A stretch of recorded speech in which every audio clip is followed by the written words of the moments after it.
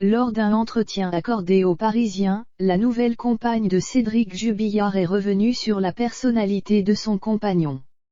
Un homme à la fois doux et adorable qui est parfois sujet à certaines crises d'énervement, incarcéré à la prison de Seyss, près de Toulouse, depuis le 18 juin 2021, Cédric Jubillard clame haut et fort son innocence dans l'affaire Delphine Jubillard.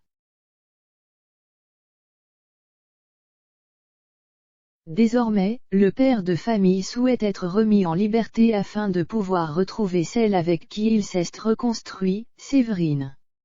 Dans un entretien accordé à nos confrères du Parisien, l'aide-soignante de 44 ans est revenue sur son couple avec Cédric au sujet de sa relation avec Cédric Jubillard. Séverine s'est d'abord souvenue des nombreuses querelles qu'elle avait avec ce dernier.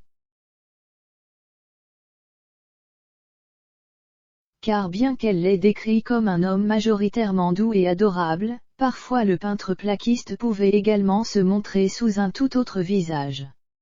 Et puis, soudainement, il pouvait se taper une petite crise d'énervement et ça retombait aussi vite que c'est monté, a-t-elle expliqué, avant de détailler, je n'ai jamais connu de violence physique de sa part. Il hausse le ton, s'emporte pour un oui ou pour un non, notamment contre son fils, et puis il se calme. Il est comme ça, faut le connaître. D'ailleurs, je suis un peu pareil que lui. Cédric Jubillard, un père viol. Dans leur édition du 15 novembre 2021, nos confrères du Parisien avaient dévoilé quelques extraits issus du dernier interrogatoire de Cédric Jubillard. Durant cette audience tenue à huis clos, le père de famille avait été confronté aux nombreux témoignages qui le présentent comme un père violent.